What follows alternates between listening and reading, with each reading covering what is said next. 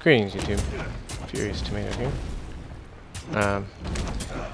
So a question I get asked quite a bit, I see asked a lot, is you know, which god is the best, and you know, that really depends obviously on the role that you're trying to fulfill and in what mode. So I'm gonna go ahead and put together a video series of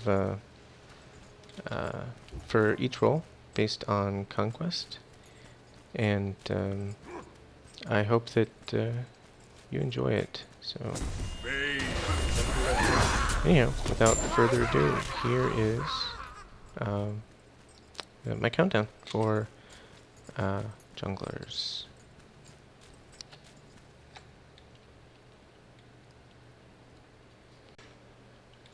So number 6 on my list of junglers is Bastet.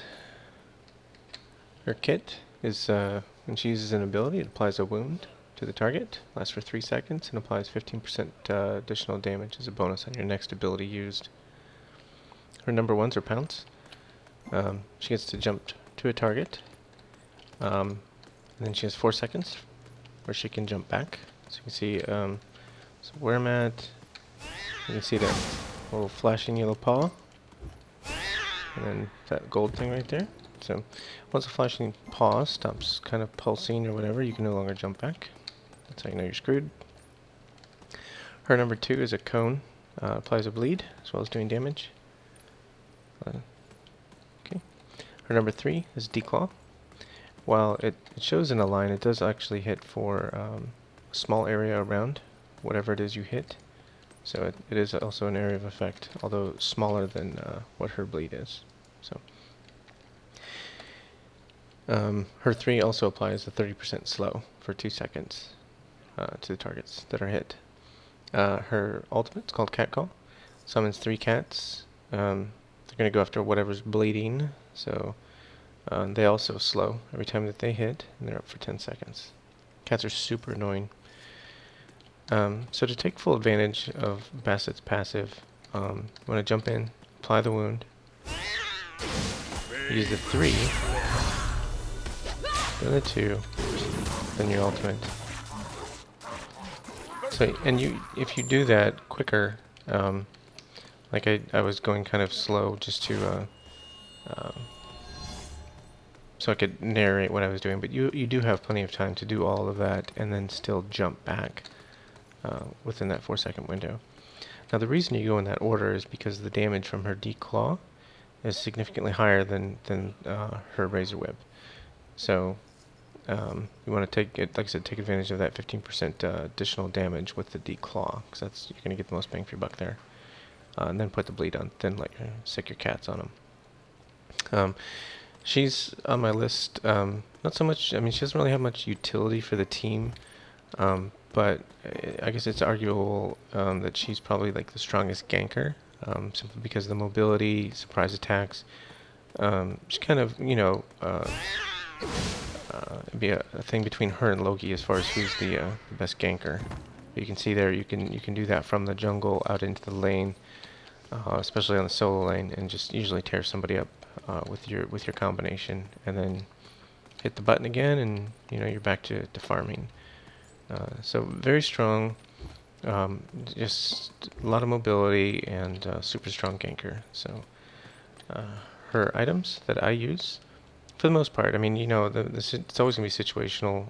If the team is stacked heavily in one way or the other, it may change a little bit, but for most games, just Warrior Tabby, Jotun's Wrath, I like Magi's Blessing, because now she can be stunned and prevent her from jumping back. She used to be able to jump back even while stunned, which was kind of overpowered a little bit, but that's no longer the case, so I like Magi's Blessing on her. Kinsize, Rage, and Deathbringer. So, like Greater Sprint, this is pretty much what I go with on all junglers. I never get the Fist of the Gods. For one thing, it has a 30-second longer cooldown, and it's only a 1-second stun. So, I mean, it's just not worth the extra 30 seconds, in my opinion. The Wrath of the Gods utility to be able to automatic kill on the Fire Giant or Gold Fury below 25% health is, to me, for a jungler, or or really for anyone who's going to take, you know, hogs, they call it, Hand of the Gods. Um, Fist of the Gods to me is just, it's just no good. Cooldown's too long, stun's not long enough, and just to give the ability to steal a fire giant is yeah, it's just a bad move in my opinion. So anyhow, that's Bastet number 6.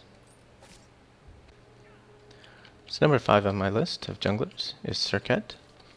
Serket doesn't bring a whole lot of utility to a team fight, although she can bring some. Her real strength is just being able to apply a massive amount of burst damage if played properly. She was recently broken, at which point nobody played her at high levels because her number 2 essentially wasn't working, wasn't applying poison or whatever. So she's been fixed, and so now she's gets banned quite a bit, and if she's not banned, she's usually played. You know, quite often. The reason I put her at number 5 instead of higher is lack of team utility, in my opinion, and somewhat of a difficult kit to really play well consistently.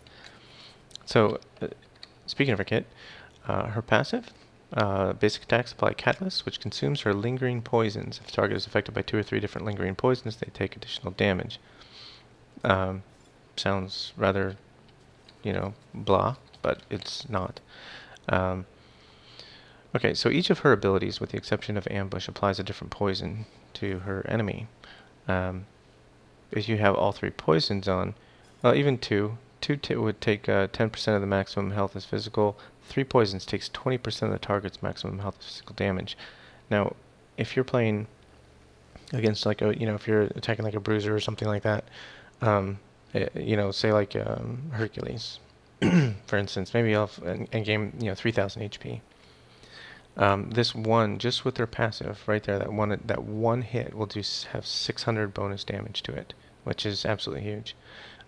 She's a very good counter for gods that heal, such as Hercules, and all of these jungle gods. I mean, they are situational. I mean, you have to go with the matchup.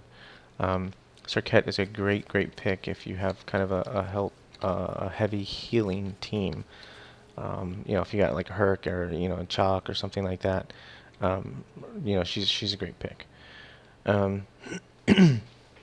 So her combo, and it may or may not involve ambush. Some people use ambush as an escape, which, yeah, I like it more as an initiate.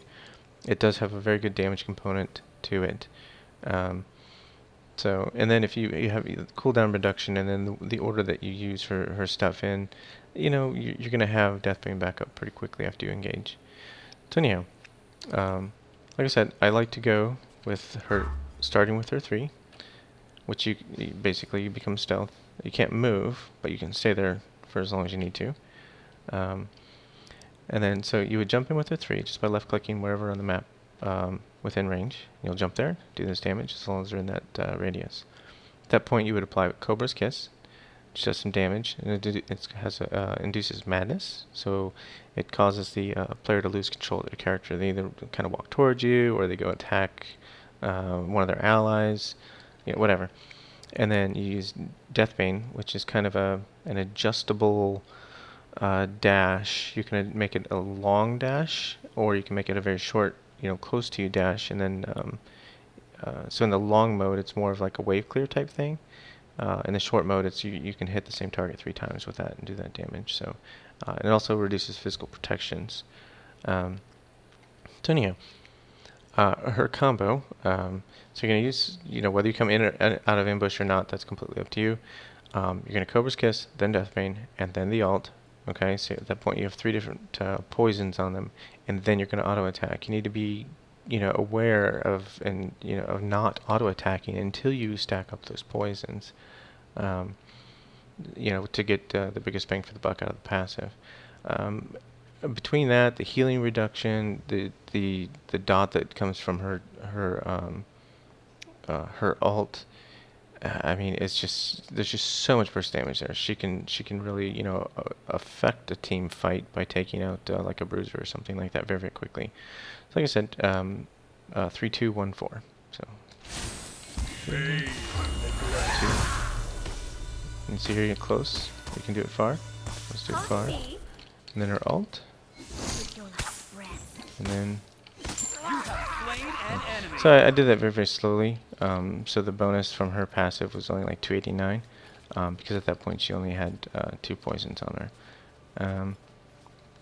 But her burst damage is insane. When I referred to earlier, her slight utility that she could bring to a team fight, besides the Cobra's Kiss, which kind of disorients, her ult, Last Breath Poison deals damage over the next 5 seconds, prevents healing. If any enemy dies while infected with Last Breath, they will explode, applying the poison to all nearby enemies. So I mean that can act as a, if it's kind of a clumped up team fight, that can make a big difference as far as just getting damage out to multiple enemies. So like I said, not a whole lot of team utility, and that's why she's ranked so low in my just in my personal opinion. Still very, very strong. So that's why she's number 5. Number 4 on my list of junglers is Nemesis, Mage Killer. At least that's what I call her. So Nemesis kit, starting with her passive. Whenever she basic attacks an enemy, it deals 3% of their power away from them, whether it be physical or magical. And then 50% of that magical power would be converted into physical power for Nemesis, and a 1-to-1 conversion of physical power. From like someone who uses, attack damage, a hunter or something like that. The reason I like to use her against mages is because typically, like you'll see here at full build, Nemesis's attack power is 180. While often on mages you'll see 800-900 magical power, so that 3%, even though you're only taking 50% of that converted into physical, it's still significantly more than what you're going to get from a physical damage dealer. So Nemesis, your priority is always going to be burst mages. That's kind of like going to be your focus as far as enemies are concerned. Her abilities, Swift Vengeance, she gets to dash, and if you press it again within 2 seconds, you can dash again. The thing to be aware of there is if you dash once and then use a different ability, you cannot dash that second time. So if you were to dash up and then use your 2, your dash is done, even though it was within that 2-second time frame. So that's something to be aware of. So her number 2, Slice and Dice, is a cone ability. You can see it's got that red color section where anything in that area takes double damage. And this also applies a slow of varying degrees, up to 50%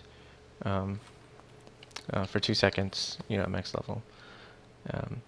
Number 3, her Retribution, and this is once again part of her Mage Killer persona, is the way this works is she puts a shield around herself. It's a very short duration, so it's something you want to use, like I said, especially with like burst damage mages, like a Hebois.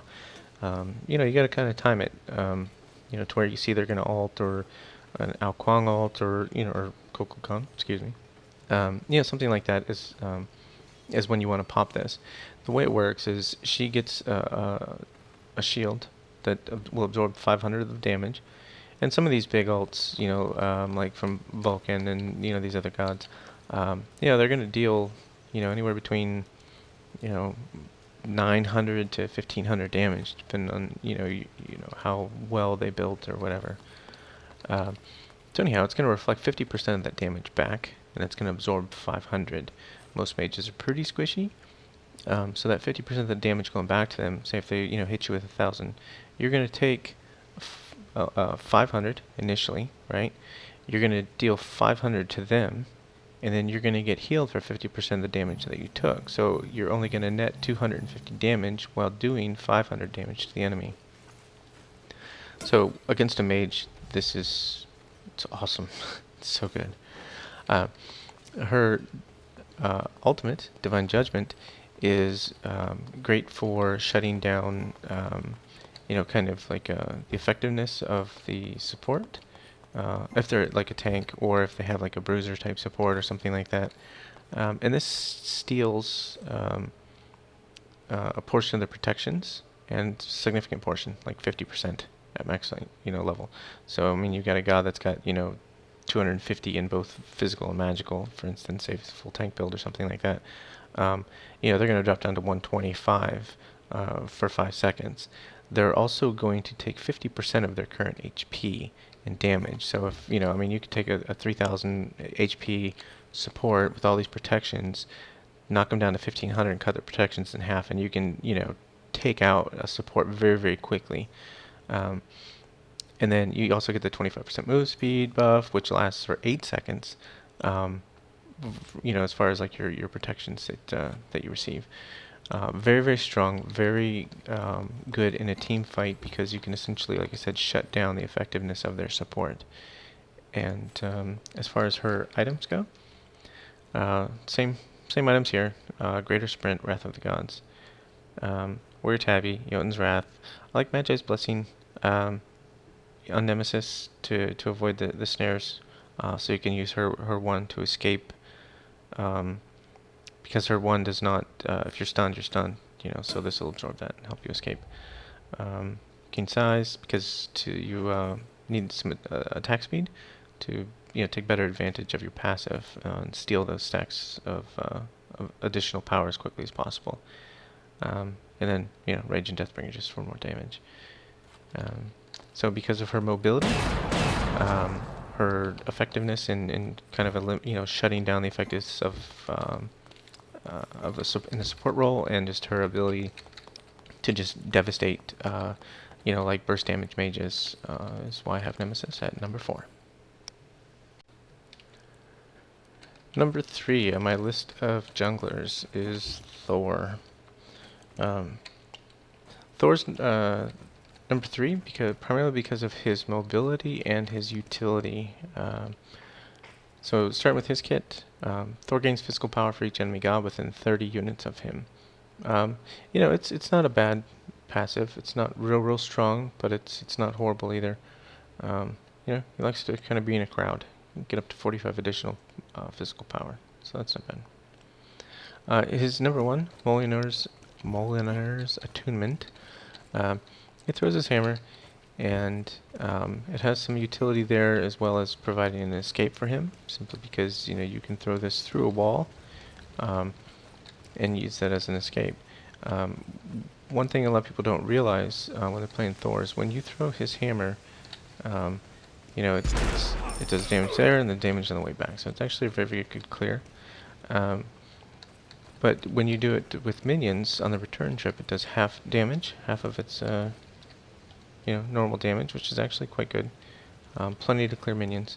But when you use it against a god, it does double damage. So it's a good deal. It has great synergy with his number 2. His number 2, you can see there, I use it to teleport through a wall. It's so that mobility that you can use to your advantage, whether it be in a gank, to quickly close, or as an escape, either way. So his number 2 is Tectonic Rift. This has great utility.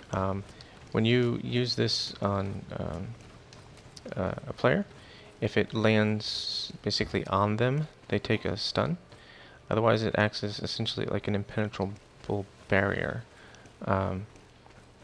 So you stun, when you throw the hammer, it does the damage on both trips, double damage on the return trip. So this is great, like in a team fight.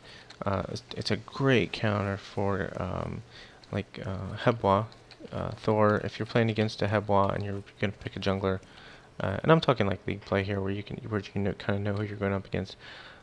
Thor is like a Hebois killer, because that Hebois' ult will be stopped short by Thor's number 2. He'll just can't pass it, so you can completely negate his ult. And then obviously the cooldown timer of 9.7 seconds is significantly shorter than what Hebois is going to have. So as long as you're you know, kind of paying attention, you're ready, and you're in position to do that, you know, you can really affect a team fight significantly. Same thing with like a Gab, his rollout, that kind of thing. So his kind of combo is you want to use his 2 and then his 1. Okay, so you're gonna throw his 1, let it hit twice, and then I kind of screwed that up a little bit. It takes a little practice, but you want to basically like let his hammer, after it hits the second time, then press your 1 again to teleport it, and that'll bring you right on top of your enemy. Let me try this again. See, 2, 1. After the second hit, that's too close. Anyhow, whatever. It's it's a skill that if you're going to play him a lot, especially at high levels, that you want to get down. So the old-fashioned way, do that, take both hits, and then spin. There's number 3. So his number 3 is basically just a high damage component. It's great in a team fight because it has such a large area of effect. He's immune to knock-up while he's spinning, so you know he's yeah, it's a good deal. Just basically just, you know, really high damage. Every 0.4 seconds ticks for at this, you know, 208. Obviously that's before protections for 2 seconds. That's 5 ticks. That's 1,000, you know, 1,050 base damage. Thor's ult, which was what pretty much gets him at rank 3, is further mobility. Just the amount of range that he has in order to gank from, and the visibility is kind of crazy. That allows him to travel halfway across the map, and then when he lands, you know, it's going to stun for 1.5 seconds, and then just the size of it. The area of effect of his ult is significantly larger than say like Thanatos and Apollo. That, you know, that so that there we go. I got it. Okay. So anyhow, as far as Thor's items,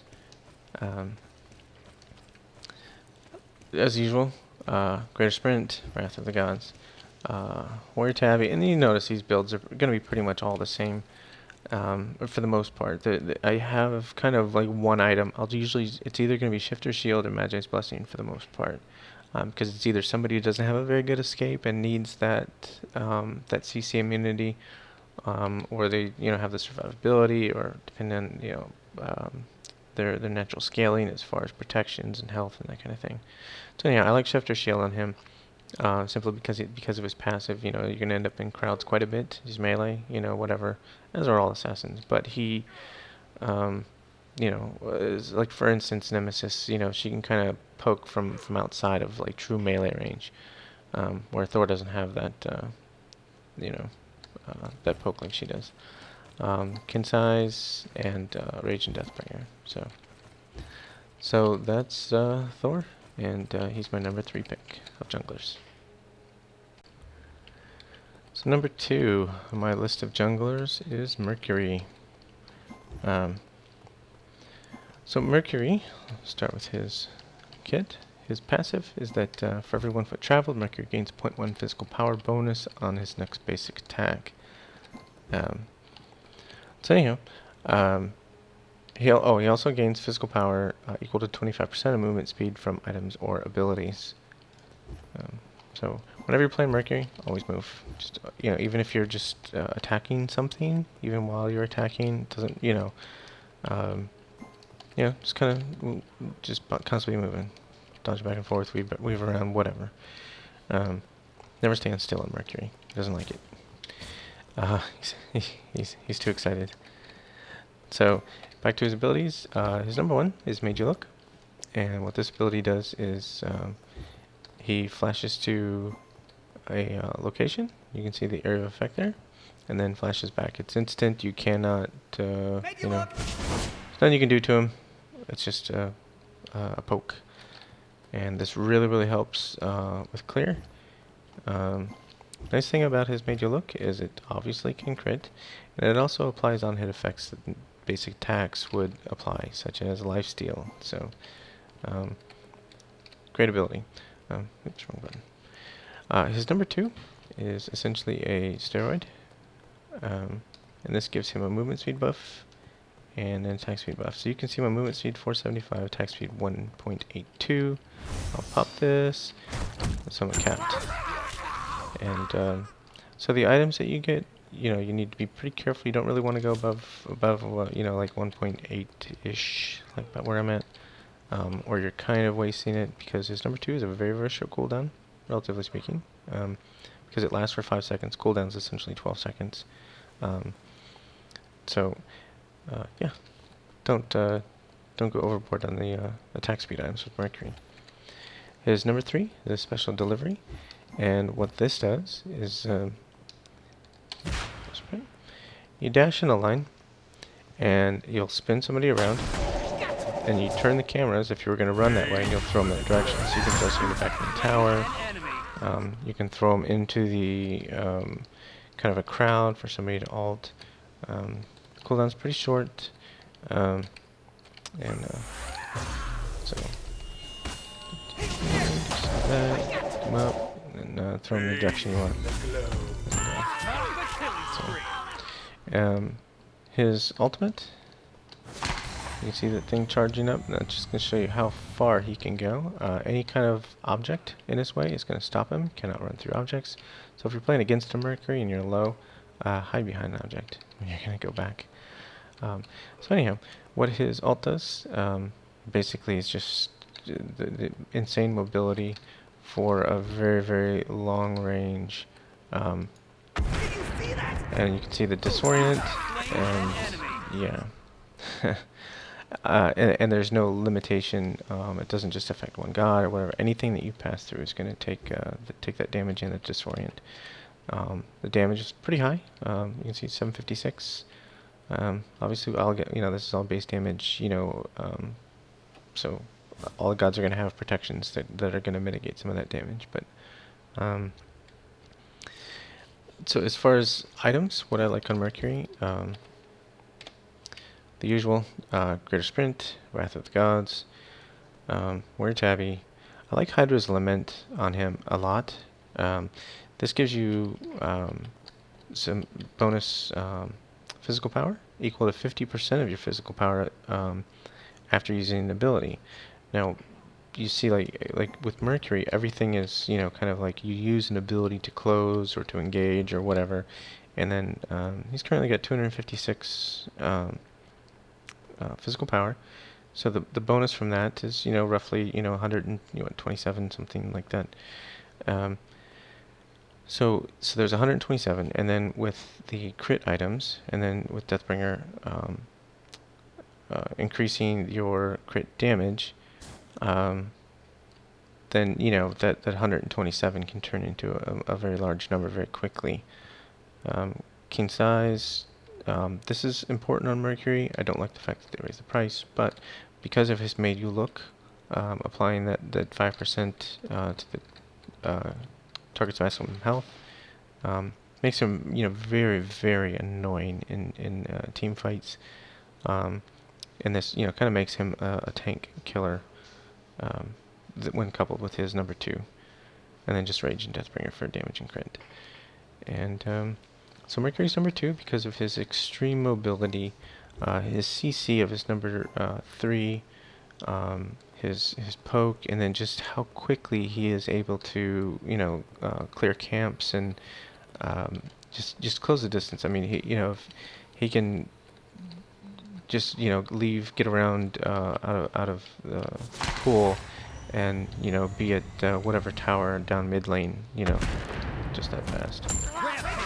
And he's just devastating. So that's why Mercury is number 2.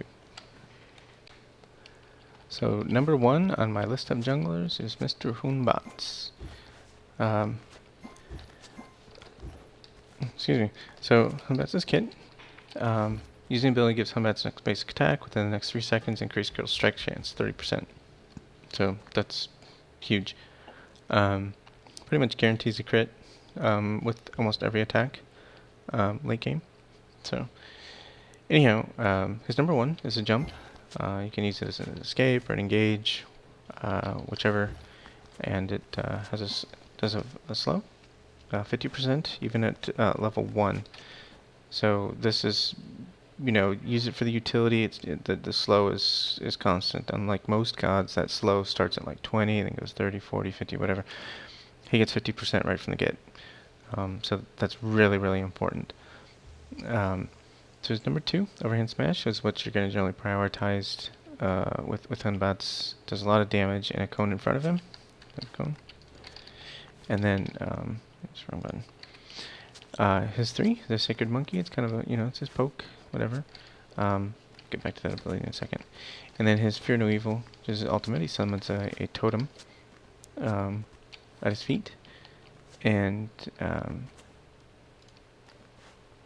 not quite at his feet, but you can see he can't really set it out there much. He's got to be kind of like in range of it.